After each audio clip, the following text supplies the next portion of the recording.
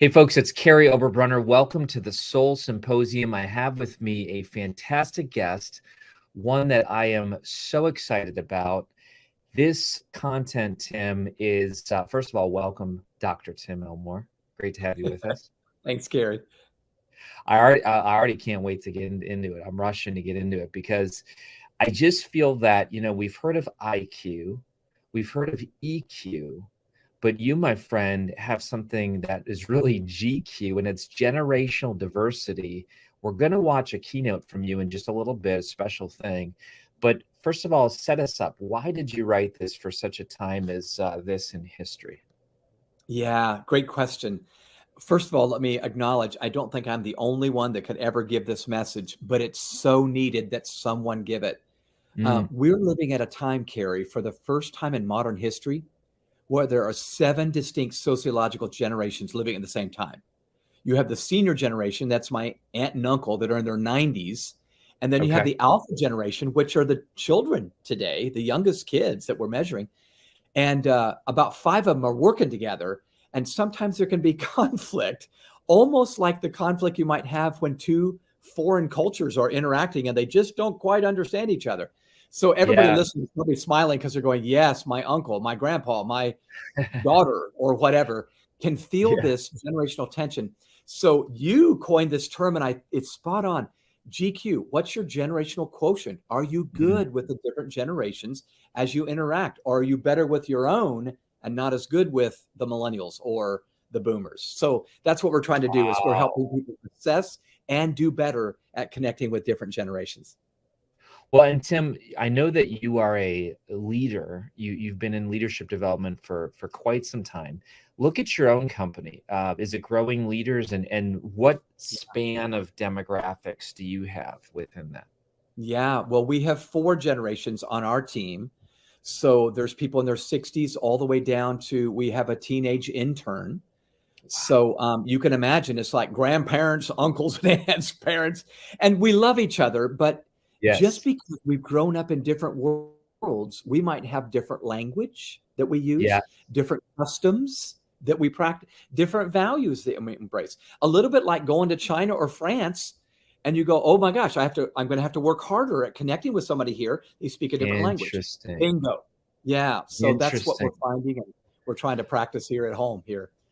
I would almost say that I love that analogy you just gave about France or China, because if I go to France or China, I'm ready for the culture shock.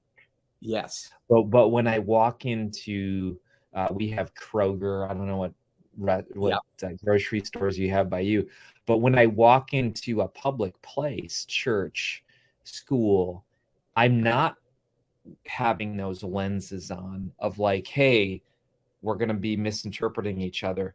So let's talk about that. Where have you seen this almost like cultural strain? I think in your book you talk about, was it name and likeness, NIL? Yeah. Athletic departments, the name, image, and likeness issue is huge right now. May be resolved in a couple years, but right now it's hard. So it's where a star student athlete may get paid $1 million for their jersey, for the use of their name for the school. Well, the administrators, who are 59 years old, maybe the AD, may think one way about it. The student athlete's thinking very different about it. The assistant coaches are maybe siding with the student athlete. The head coaches are siding with the administrators, but still a little different because they're Xers. That's just one illustration. I'll give you another quick one. I know of a restaurant chain where Maggie, the person that was hiring new employees, hired Antonio. One of the rules or policies at this restaurant chain was no tattoos. They don't think they're evil. They just say, you know what, that's just not part of our look, not part of our brand. Sure. Well, Antonio had a long sleeve shirt on, didn't mention that he had a tattoo. And, weeks later, Maggie, the hiring manager, sees his tattoo, on his short sleeve arm. Well, you can imagine this was not good. So Maggie tries to very graciously enter a conversation, but it just goes sideways. And Antonio goes, this is a part of my identity. You shouldn't tell me what I should, wear or do or look like or whatever. Maggie's trying to argue for the integrity of the brand. Both are valid arguments, but it's 2 generations that saw this differently. But Kary, Wow. the Yeah. good news is Maggie really did well. Antonio did well. They ended up having some very hard meetings. And Maggie said, Antonio, we've come to a resolve now. We got to talk to the team. So the two of them talked to the entire staff. And here's what they decided. We're going to let Antonio keep his tattoo because we hired him and he's a good team member, but he's going to wear a long sleeve shirt when you have short sleeve shirts on, because the policy is no tattoos. And all of you came under that, understanding. So, and by the way, Maggie even called corporate and said, hey, we may want to change this policy here. Sure. But I love the fact that they met in the middle, and that's so what good. we're going to have to do. That's Generations so are going to have to meet each other with a bridge rather than erecting a wall. And that's often what we do. We have walls up way too often. I'm going to use an analogy as a former pastor that it's the whole Solomon thing where, he holds up the baby and says, hey, listen, you want the baby and you want it killed, and let's just split it in half. And like the whole world's like, oh my gosh, he was so wise. You just kind of gave that analogy with Maggie and Antonio. And I think that that's why I love your book. Many people could say about your book, listen, let's just talk about the subject. Let's just talk about the differences. Your book, and I have it up here in the corner, there it is. But you really say that it's a competitive advantage. And this is why I want people in this Soul Symposium. This is why Tim is one of our featured guests. We've had other authors beg to get on this. And we've said, listen, you're great, but we feel like this is the time that our culture needs for this issue. What is a competitive advantage? And I know we're going to be watching a 30-minute keynote here from you in just a moment, but how can we tap into that competitive advantage? And maybe if we're a church, get more souls, if we're a business, make more money. How can we do that? Well, the first step I want people to take is to recognize that our goal is not to stereotype, but to understand. I think far too often we use stereotypes about other generations. Isn't it true?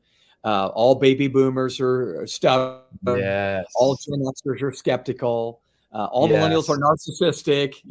And all Gen Zers are fragile snowflakes. We all have this. But that's not true. In fact, I think a good definition of shortcut is the stereotype is the shortcut of the mind. When I stereotype, I just take a shortcut that is not really a valid path, but it gets me to a goal. So we're saying in this 30 minutes together, I'm going to try to at least whet the appetite of those who are listening.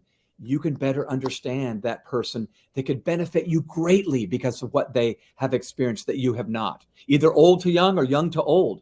So my goal is to really understand and then say, how can Gen Z help us market to their generation? How can boomers help us market to their generation? They'll know how to message that thing. So that's just a simple illustration of, I think if we leverage these different generations, we're going to be better for it all the way around. That's just so good. Folks, this is why I wanted Tim here, because, I've read his book. I think it's brilliant. I've gotten the audio as well. I can't wait to sample that. But here's what I know. We have a conference called the Igniting Souls Conference, and we are modeling what Tim teaches. We have an 18-year-old, Kiera Colson, and we have almost an 80-year-old Dan Sullivan.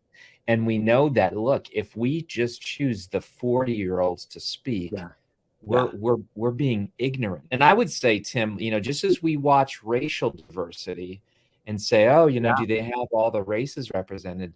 If we're not doing that on our stages and platforms, shame on us. What do you think? Yeah? It's true. It's a little edgy. Okay. Yeah. Well, here's an illustration real quick, Kary. I'll be fast. Sure. But there was one gal registered. She was a college student. And her assignment from her professor was, think of a company that you've worked with, either as an intern or part-time employee during your school years, and talk about how diversity has helped the company move forward. And she immediately approached the professor and said, you know what? The only place I've worked is on my family farm, and there's no diversity at all. And the professor said, no diversity? She goes, yeah, we're all white, mostly male, blah, blah, blah. And then the prof wisely said, no diversity, like even age diversity? And she suddenly had an epiphany, the student. Oh, wow. Oh, yeah, we got teenagers and we got 20-something, 30. She had 4 or 5 different generations. Wow. So she went back and said, how can we, to this family farm, how That's can we let it? cool. Well, the Gen Zers on the farm said we should be using, this and that, technology better. Yes. And of course the boomers had all kinds of wisdom that they learned over the years about how to better, give nutrients to the crops. It turned out to be brilliant, but it was age diversity, not ethnic, gender, or income diversity. Oh my gosh, this is so good. All right. Well, listen, folks, you now know the setup. Now you know why we asked Tim to be a speaker. And Tim, give us the context. Where are you speaking when we're watching this 30-minute keynote? Because I know you're humble about it, but I mean, you have a lot of Fortune 500 companies and big time things that are hiring you to speak, and you're gifting us free admission with this ticket here. But what are we watching in this next keynote? Well, I'm chiefly talking to leaders and organizations, but really to all team members who want to grow. And like you just said, it may be different growth definitions. For a ministry, it might be reaching people for the kingdom of God. And for a business, it might be revenue, or it might be reaching teammates to engage them better. So we've taken this to NFL football teams. We've taken it to Chick-fil-A. We've taken it to, as you mentioned, to different companies along the way, college athletic departments. Oh, that's so I'm talking to leaders, but really I need to add, if you're listening and you're saying, I'm not really an executive or a vice president, but I care about this. Yeah. You're going to benefit, I believe, from this talk, because you're going to get at least some ideas to better connect and leverage what you don't have inside of you because you have relationships around you. All right, folks, let's watch a new kind of diversity and learn how we can leverage this competitive advantage. Hi, I'm Tim Elmore, and I want to talk to you about a new kind of diversity. I want to chat about how to make the different generations on your team a competitive advantage. I'd like to begin by introducing you to 2 individuals. When Tony was 22 years old and in his final year of college at Ohio University, he worked at a well-known paint brand store. Unlike many students, he actually liked his job. Over time, he started a TikTok account and began mixing colored paint on the platform and garnered a huge following. In fact, his senior year, he had 1.4 million followers and tens of millions of likes. He felt this social media following could represent new customers for his store to connect with in their marketing efforts. So he created a slide deck and asked to make a pitch to the managers. But Tony didn't get any interest. He didn't even get anyone to even glance at his slide deck. What he did get was a surprise. He got fired. Executives felt Tony must be stealing the paint or mixing those paints on company time. They wondered if he was distracting to the customers. Tony proved that none of those suspicions were true, but he was let go nonetheless. Tony moved to Florida, started his own paint store, and now has almost 2 million followers. While I'm sure this story has details we'll never know, one thing seems clear to me. An older generation of managers failed to see how a new generation's innovation could be useful. The second individual I want to introduce you to is Laura. She is a human resource executive who enjoys interviewing, hiring, and mentoring young team members. Recently, however, she told me she was exhausted by it all. She didn't stop loving and believing in recent graduates, but this year, so many she interviewed were simply unready for a full-time career.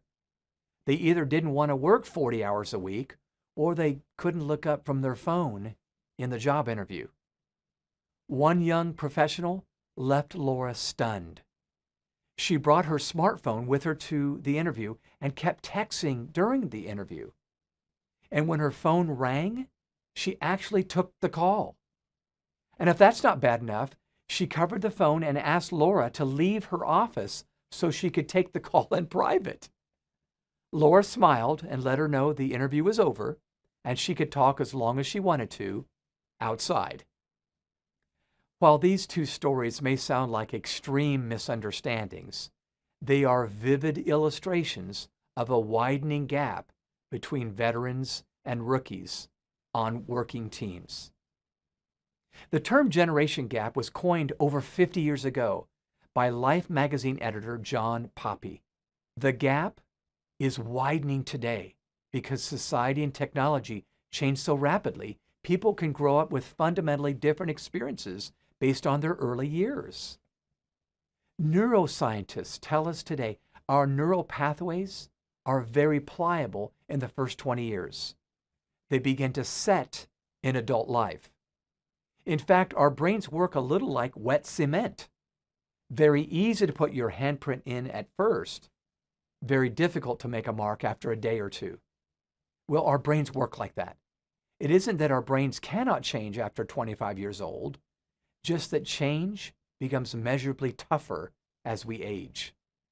Keep in mind, as we study varying generations, it's easy to stereotype, to oversimplify realities and say, well, all baby boomers are stubborn, or all Gen Xers are skeptical, or all millennials are narcissistic, or all Gen Zers are snowflakes. This just isn't true. And yet there is a generational narrative we need to recognize. We must remember the goal is not to stereotype, but to understand. Today, we have 5 distinct sociological generations serving together on teams. Let's take a look at the different narratives they may bring with them as they come of age. Each generation brings a paradigm as a colleague, intern, vendor, manager, customer, or family member. I want to show you a generational chart that I created. On this chart, you'll be able to see those 5 generations I just mentioned and how they compare and contrast. Note the narrative they brought with them as they entered the workforce. So the builder generation, often called the silent generation, was born between 1929 and 1945. The baby boomers came along next. They were born between 1946 and 1964. Then came the baby busters, or Generation X, born between 1965 and 1982. Then came the millennials, or Generation Y, 1983 to the year 2000. And finally, Generation Z, the youngest people in the workforce, 2001 to 2015. Now, I want you to notice the life paradigm of each generation, the narrative, in other words, they brought with them as they started their career. For the builder generation, the best way to summarize their paradigm was, just be grateful you have a job. My dad and mom are part of the builder generation. I can't tell you how many times my dad said to me, just be grateful you have a job. Think about when he grew up. The Great Depression, the first 10 years of his life, World War II, the next 5 years of his life. I would even say back, Dad, I started the company. And he would still say, well, just be grateful you even have that job. He took a waste not, want not attitude clear into the 21st century. When the baby boomers came along, the best way to summarize their paradigm, I'm actually a baby boomer, would be, I deserve better. Because baby boomers felt entitled to a better life than mom and dad had had. It was a time of expansion, not depression. We were large and in charge. When Gen X, or baby busters, entered their career, it was keep it real. So this generation was called baby busters at first because the first year of their generation's existence was the public introduction of the birth control pill. So it was a bust, not a boom. But this was a very different time. 1965 to 82, think about this. Xers were just children, but by the end of the 60s, the Vietnam War was not only going on, it was on TV. And even though LBJ kept saying everything was fine over there in Vietnam from the White House, we started seeing footage that showed us it was not fine over there. Then you had the Watergate scandal under Nixon. Now you had a Democrat and a Republican both lying from the White House. There was a very real wall that went up in the minds and hearts of American adults that said, I'm not going to blindly trust a leader anymore. And even though Xers were just children, they looked up at the grown-ups who were skeptical. They grew up a little bit more cynical themselves as kids. When the millennials came along in the 80s and 90s, their life paradigm was, life is a cafeteria. Now, I say this because just like you go to a cafeteria and you grab your plate and you get a little bit of roast beef, a little bit of mashed potatoes, a little bit of Jell-O, and you customize your meal to your taste buds, these young professionals, millennials, are making nearly every major decision of their life as if it were a buffet. Think about this. My 2 kids are both millennials, age 34 and 30. They stopped buying compact discs to get their music years ago. Why would they buy a CD? There might be 6 songs they don't even like on that CD. They get 1 song at a time from their own playlist on Spotify or iTunes. It's a buffet. They'll make college decisions this way. Millennials went to 2 or 3 colleges for 1 degree. One of them was overseas. They make faith decisions this way. A little bit of Jesus, a little bit of Buddha, a little bit of Oprah Winfrey, shake it together. I've made it my faith. This is how people think today. And the millennials are now the largest generation in the workforce. It's a free agency type of mindset. For Generation Z, they're just now entering the workforce. They're the new kids on the block at the workplace. I think the best way to summarize their life paradigm is, I'm coping and hoping. Think about the last 20 years in their childhood. 3 economic downturns, mass shootings, it seems like every week, maybe every day. And so they're still hopeful because they're young, but they're just in a coping mechanism sort of mindset. Mental health issues are huge right now for this young workforce. Now, here's something I want you to notice. A century has produced a pendulum swinging back and forth like a grandfather clock from caution to confidence. Check out the screen. The builder generation was a generation of caution. Baby boomers, generation of confidence. Gen Xers, back to caution. Millennials, back to confidence. Gen Z, back to caution. Now let's take a look at each generation's view of authority. Think that might have changed in 90 years? So for the builder generation, it was respect them. For the baby boomers, it was replace them. For the Gen Xers, it was endure them. Let's go get a Starbucks, right? For the millennials, it was choose them, because remember, life's a cafeteria. They're choosing who they let invest in them. But for Gen Z, thanks to the fact that they are kids that grew up with a smartphone, not just a cell phone, I wonder if their view of authority is not sure I need them. Think about it. Kids today are asking Google questions that kids used to ask mom and dad. I mean, they're fact checking us on every turn. But all I want you to see is things are different. Things are changing. We need to be aware and leverage generational diversity. In fact, I think the principle we need to understand if we're to be a good leader is context explains conduct. Context in their life, understanding it, will explain their conduct and their words. We need to understand before we lead. In fact, I believe connecting with those from a very different generation than yours requires the same effort that we put into a cross-cultural relationship. When we travel overseas, we psych ourselves up to work harder at communication with locals. Why? Well, they likely have different values, different customs, different language. Bingo. Generations embrace different values, customs, and language, and we do best to discover what those customs, values, and language are. Connecting with others requires us to build a set of skills, I believe, that commonly are called social and emotional intelligence.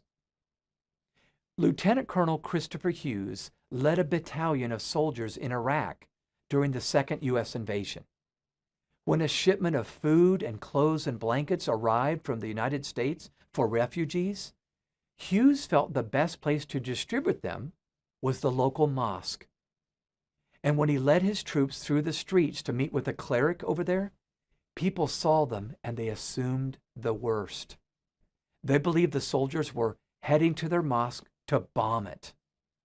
And when Hughes and his soldiers arrived, the mosque was literally surrounded by locals with stones and sticks ready for a street fight. It was a huge misunderstanding. Fortunately, Hughes was a master leader. He first ordered his troops to halt. Then he asked them to point their weapons toward the ground. Next, he told them to take a knee, a most vulnerable position for anyone in public. And finally, he had his soldiers look up into the faces of the Iraqis and smile. One by one, the local people dropped their rocks and their sticks.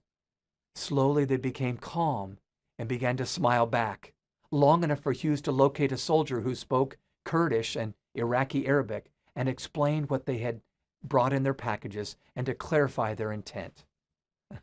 Disaster averted.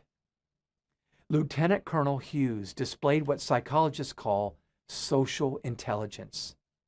It's a subset of emotional intelligence. It's the capacity to navigate complex social relationships or environments. And it's the very ingredient we desperately need today. Truth be told, like the story I just shared, we can misunderstand each other, even people on the same team. But what if each of us could see the value each generation brings to the mission? We could actually leverage our God-given gifts and strengths. I believe each generation brings complementary strengths with them to a team. Think about it. Builders often bring sage wisdom and fierce loyalty. Baby boomers often bring stories and experience. Generation X often brings pragmatic and contrarian insights. Millennials often bring confidence and idealism. And Generation Z often brings a hacker mindset and an entrepreneurial spirit.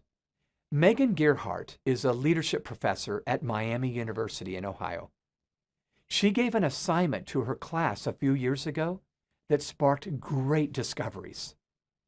She asked students to think about how increasing diversity could add strategic value to an organization that they had worked on in the past.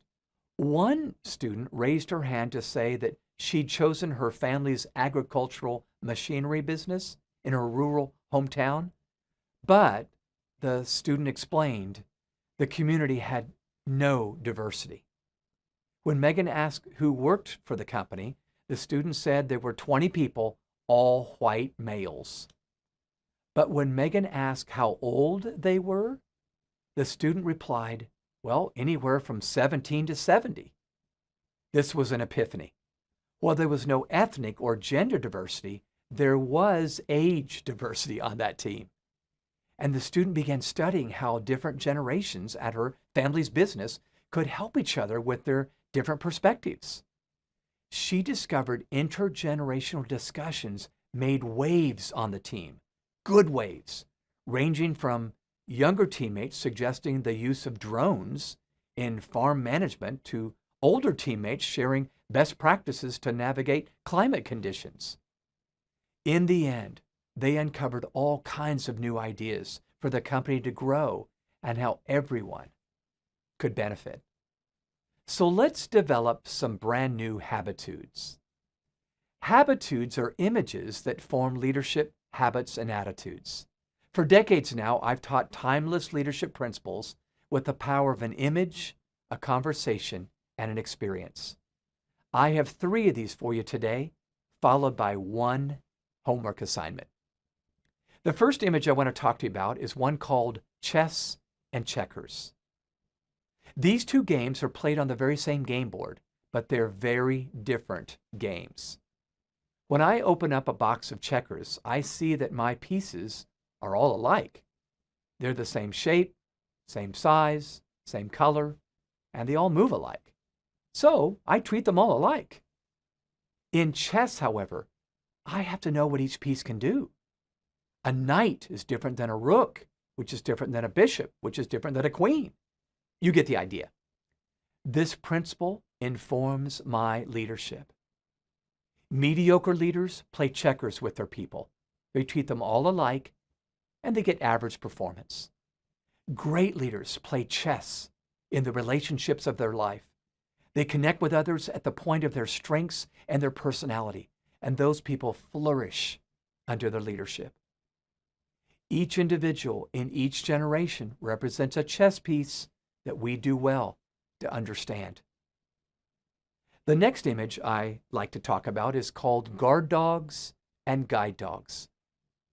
Over the years, people have given canines various jobs. Two of the most common popular jobs have been the guard dog and the guide dog. They're very different. A guard dog's job is to be suspicious, to sniff out intruders and growl and bark and push away anybody they feel is unsafe. In short, their job is to protect. Guide dogs are quite the opposite. They're usually paired up with someone who is seeing impaired, and their job is to initiate and go first. In fact, their job is to partner. I remember speaking at a conference in Virginia a few years ago, and the guy who spoke before me was completely blind. But that did not slow him down at all. He had a dog named Scout to guide him. Scout led him up the stairs to the platform, took him to the podium, and sat down as the man gripped the lectern and spoke. Well, the dog must have known what the last line was, because he stood up and guided the speaker back across the stage, down the staircase, and to the man's seat. As I watched, I thought to myself, what an amazing leader. And I wasn't talking about the man. This image informs our leadership. When in groups, our brain lights up differently depending on the social cues we exchange with others. The paradox is belonging actually works from the outside in. When vulnerability cues are sent, we move from guard dog to guide dog. Our brains light up socially when steady diets of cues are sent. We are close, we are safe, we share a future. Especially in our polarized world today, our amygdala is on alert 24/7. We default to guard dog mode. We self-protect. We spot differences and assume others are unsafe. Instead, we must go first in modeling vulnerability and transparency. It's our only hope to thrive as teams. The final image I leave you with is a bridge or a wall. I love this metaphor. You don't have to be a civil engineer to know that it's easier to build a wall than it is to build a bridge. Bridges are complex and require much more technical work. A wall goes up fast, a bridge takes time. You get the idea. Once again, this image informs our leadership. Each of us encounter new and different people as we lead. Often those differences are due to the generation they represent. Our natural inclination is to see differences and put up a wall. We're prone to distrust. We must consciously build bridges of relationship that can bear the weight of honest disclosure. So here's your assignment. I want you to practice reverse mentoring. This is a term Jack Welch created in 1999 when he was CEO of General Electric. Personal computers were transforming the marketplace, and his older executives still weren't comfortable with this new technology. Their systems had worked fine for years. Meanwhile, those young MIT grads joining the company were very familiar with it all. So Welch matched up a 58-year-old executive with a 22-year-old rookie. They swapped stories and found common ground. Then the veteran would share insights on how to succeed at GE. And then afterwards, the young rookie would share the ins and outs of the newest technology. Everyone won, as both people received dignity and value. Angela Ahrendts practiced this at Burberry in London in 2006. The luxury coat brand was in decline. Their customers were old and literally dying. Upon her arrival, after meeting her executive team, she sat down with the youngest team members at the company, including the interns. And she asked them, "What do we need to do to reach your peers?" They brainstormed new ideas, including transforming their website. And within a year, that brand took off. Angela actually turned conventional wisdom on its ear. Usually the executives come up with a game plan and then tell the young team members to implement it. In her case, it was the young team members that came up with a plan, and the leaders leveraged their contacts and budget to pull it off. It worked, and they grew. Why not find someone from another generation and do this? Practice reverse mentoring. When we do, the message we send is, I want to connect, to understand, to know you. David Augsburger said, being heard is so close to being loved that for the average person, it's almost indistinguishable. One of the most vivid illustrations of this took place as Franklin D. Roosevelt served as President of the United States some 80 years ago. He was elected to 4 terms of office and knew that his disability, polio, would help him relate to the average American who was hurting due to the Great Depression and World War II. He was much loved as he hosted fireside chats on the radio. So, when he died in April 1945, the streets were filled with crowds of people who stood to pay their respects as FDR's casket was driven down the streets of Washington, D.C. People were seen wiping tears from their eyes as he passed, but one man became especially emotional. In fact, he began crying, then sobbing, to the point that he fell to the sidewalk. After a few moments, a gentleman nearby helped him back to his feet. And as he hoisted him up, the gentleman asked, "Did you know the president?" "No," the man replied. "But he knew me." Let's leverage the power of knowing our teammates and practice and leverage generational diversity. Thank you for joining me. If this struck a chord with you and you'd like to go deeper, we have a brand new book out. You can find it and all kinds of other bonus materials at newdiversitybook.com. That's newdiversitybook.com. I'm Tim Elmore. Thanks for joining me. All right, Tim, that was unbelievable. And listen, I'm watching you do this presentation in Orlando in 2 weeks. I can't wait. But this is something, I mean, how long have you been talking about this topic? But I know it's repackaged in a new way, but how long have you been passionate about this topic? Kary, this has been at least 20 years, and that's not an exaggeration. The first book that I ever published was with Thomas Nelson on this subject, and it was really about the next gen. It was nurturing the leader within your child, and the millennials were new kids on the block in 2001. But over the years, you know, the Xers have come through. When I first started working with students, it was the boomers in the very, very beginning. So 20 years of marinating and going deeper and spreading wider. And so this is the first book that I've done where I didn't just look at the younger generation and say, here's how to relate to them, but here's how all can relate to each other. And that's why I feel like it could be a dictionary or an encyclopedia referencing, here's what I got to do with these guys. Here's what I need to be careful of with these guys. So that's my hope. Well, Tim, I would tell you this, that I am a better leader because of the content that you've shared. And here's what I mean. When I was 23, I was a pastor for 80-year-olds in a small country church. I mean, think about how nutty that is. So my point is this, I could have been that punk who came in and was like, but no, I had the youth group and I had the 80-year-olds. And here's what I know, people like you, people like our mentor, John Maxwell, you taught me how to not get fired. You taught me how to actually grow the organization.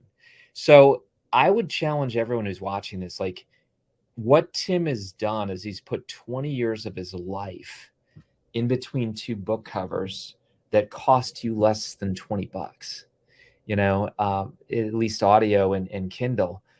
You cannot get a better bargain on planet Earth than that. I mean, seriously. So Tim, what do you hope people do with this information? Yeah. Well, first, I do want to encourage everybody to take the free assessment. It's part of this package. And Kary, you'll probably talk about that, but the assessment will give you a good starting ground. You'll see your generational fluency with younger or older generations. And then from there, you've got a starting point. Now you can use this resource as a guide to say, I struggle with Gen Z or whatever. I need to get better at, if I want to build grit in that young generation, I need to start with empathy, not grit. Ooh, okay. So that's my goal, is to help you know how to build a path to get there. One of the phrases I love to use is, we must build bridges of relationship that can bear the weight of honest disclosure. And so that's what we're aiming for. Talk about that, because that's pretty deep. Say that one more time. Build bridges. Well, I'll just speak for me first. I tend to, when I see somebody that's not like me as a human, I tend to build walls. I don't not really like them. I'm not the same color, same age, same size, whatever. Yeah. And that's normal. I think I need to put the engineering in to build a bridge rather than a wall. And if I build a bridge that's strong enough to bear the weight of honest conversations, where they don't run when we say something hard. Yes. That's what we do on social media. Look at social media. We're running from it. We're outraged and then running from another camp, when we really probably ought to be listening and saying, what can I learn? Wow. So that bridge of relationship is going to be key. And this book, is my hope, is going to help you build that relationship, or that bridge. That's so good. And folks, you're in the Soul Symposium, by the way. If you just found this, welcome. But what you have is, you have 6 of the best speakers that I believe are talking on the most important topics that are touching our world.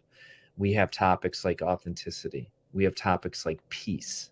We have topics like Web3. I mean, what you're going to get from this symposium is fantastic. But here's the thing: we're not selling Tim's 5-step program and Rachel's 33-step video series. What we're basically saying is that each one of these experts have put their life, blood, sweat, tears into a book, and we now have the chance to pre-order the book. And when we pre-order the book, we send in our receipt, and we are going to get a treasure trove of the very best, thousands of dollars worth of resources that are going to help us then, once we finish the book, to take this to the next level. And so, Tim, what you just shared is awesome, because I have taken your assessment, and it basically scores me on, talk about those 4 different generations, because I might crush it in one, but be really challenged in another. What are those 4 generations? So the 4 generations on our team are Gen Z, which would be young adults. They're the youngest population that are entering the workforce today. Okay. They've grown up in the 21st century. Yep. And then just before them, the millennials. So 20 years ago, they were the new kids on the block, and we threw every one of them under the bus, I regret to say, but the millennials. So they're young professionals all the way up to late 30s, even entering just about midlife. Wow. And then Xers, who are in midlife and beyond. Yep. You're an Xer, right, Kary? I'm an Xer. Right? I'm a 76, baby. Born in 76. Okay, there you go. Right in the middle of Gen X. And then the baby boomers, which is what I am. We were called baby boomers because we were the boom of babies right after World War II, all the way up to 1964. Wow. So those are the 4 generations. And I really think, because people develop like wet cement, I mentioned that in the time together, we really are shaped differently because we grew up in different times. The cohort we belong to brings a different value to the team. We got to capitalize on all of them. Yeah. Yes. This is why I love your book, because it's basically saying, look, own your generation, know your generation, but you're going to be a better leader, and you're going to have more influence when you can tap into the strengths. I mean, that's, it's like basketball. What makes a great team of 5? Not that everyone, is well-rounded. No. What makes a team great is that you have this strength, and together you're well-rounded. So that's kind of what you're saying. You're not saying boomers need to be like millennials and Zs need to be like Xers. You're saying that an intelligent leader knows how to play each one to their strength. Is that what you're saying? Absolutely. A good short way to say it is, humans are not perfect, but teams can be, because they can help each other. So that's our goal, is to create a really maybe near perfect team, because you have a point guard, a center, a forward, on that basketball team. And they're rebounding well and shooting well. And that's okay. I don't need to do all the shooting as long as we're getting the shots in. So we're open to build that with these different age groups. Yeah. Well, and your assessment is fantastic because I'm going to get scored on each one, but then Yeah. I'm also going to get this composite score that Yeah. basically says, hey, overall, you Yeah. have diversity. Yeah. And yeah, there might be some gaps where I'm like, wow. I mean, Tim, if I didn't have teenagers right now, oh my gosh. I mean, the fact that I have teenagers, I know these words like Yes. facts, you Yeah. know, and like all these little things that my son says that I'm like, what are you talking about? Yeah. But Yeah. it's funny because us adults, we speak the teen language. But if I Yeah. didn't have teens, I would be like, what is going on? What do you think? Yeah. Yeah. Yeah. No, it's so true. In fact, I heard let's see, I think this was a 19-year-old talk about another team member on a team and call them chuggy. Chuggy. And I said, I don't know. what's chuggy? And he was talking about how this other person was trying so hard to be hip. And I said, who's that other person? They were 28 years old. So it's like the Gen Z in front of the millennials. And I'm going, oh my gosh, there's no hope for me. You know what I'm saying? That's right. That's right. Anyway, but we need to understand that language, I think, to be able to connect. Oh yeah. And let's face it, I mean, you know, as we mentioned, your mentor, John Maxwell. Yeah. I like him. I also like a guy named Dan Sullivan, Dan Miller. I know people in their 70s and 80s who have incredible influence with young people. And I mean, is that possible? Can you learn a vocabulary that transcends age? What do you think? I think you can. Here's a couple of thoughts on that. One, Okay. our team has come up with some shared language and shared platforms or communication expectations that really help us. Because, you know, one generation might want to just send a text message to say, I'm taking video today. Another one go, oh, no, that should be a face-to-face conversation. Well, we need to have norms. Wow. But then here's the illustration I shared earlier, but yeah, I love it. Every single time Andrew and I meet, Andrew is a millennial who's 32. Okay. I'm a baby boomer who's 62. Every time we meet, we teach each other and we learn from each other. Ooh, so I'll be coaching him up on something because of my 40 years of experience. Yeah. But then I'll go, Andrew, I need your help on this. And he'll laugh and go, of course I'll help you. And we leave our egos at the door. Wow. Humility. Okay. You know, yeah, you've got to. And say we both can learn from each other. And now that makes this sort of reverse mentoring thing really, really work. It's both generations are mentoring the other, learning from the other. You know what I heard the other day? You're never too old to learn and you're never too young to teach. I believe that. Oh, that's good. That is good. Well, and as we close, folks, back to your NIL illustration, because man, I just love your book. You got the whole Sherwin-Williams paint story. You got the very beginning about, you know, don't drink the battery fluid or whatever. Yeah. Share that because that's funny how you start the book and then you end the book with reverse mentoring from cover to cover. It is dynamic. But what does it say about battery fluid? Well, this is just like a funny quote at the very beginning of the book. I quote Derek Johnson, who said, if you think you're smarter than previous generations, keep in mind that 40 years ago, the instruction manual in a car told you how to change the valves. Today, not to drink battery fluid. Oh, man. Oh my gosh, are we evolving or not? What's going on? That's the truth. That's the truth. Well, and back to that NIL illustration. Let's face it, we see both sides. We see the 59-year-old AD guy who's like, hey, listen, in my generation, we just were happy to get a scholarship and we shut up and we did our job and we performed. But then now you look at the younger generation who, to compete at the college level, they have to be going to camps at like 3 or 4 years old and sacrificing things that, you know, the 59-year-old didn't even have to do. So it's not that either one is right. It's that, like, your book talks about a new kind of diversity. You need to see both sides. Yeah. And Kary, what's troublesome is only 8% of American companies even recognized age diversity or generational diversity as a thing. And I'm thinking, oh my gosh, it's just as real as ethnic and gender and income diversity, if not more so. So we owe it to each other and to ourselves to figure that out. Well, and I think there's something big here with your book, because ageism, you're starting to see that Yeah. that's now being talked about. And so I think Tim's book, everybody, in fact, I know Tim's book is going to be one of the most important books of the next 12 months, because you're going to start seeing, you see Black Lives Matter, you see politics, you see these big issues happen. And then unless we have the context of generational diversity, we're just going to tear each other apart. So Tim, I love the fact that you wrote this book. Your organization is called Growing Leaders. Yep. I mean, I remember back in the day getting that habitudes. You've been around in a good way a long time. I mean, really, like you were the rock star when I was a youth pastor. You were the rock star, and now you're like Bono. You're reinventing yourself, so you're the new rock star. That's the first and only time I've ever been compared to Bono. But thank you very much. Listen, man, we need to get you some shades. That's right. I got.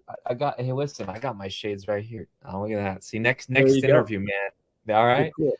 Well, Tim, I'm going to encourage everybody, get the book, A New Kind of Diversity, pre-order it. It's available in all versions, anywhere you go.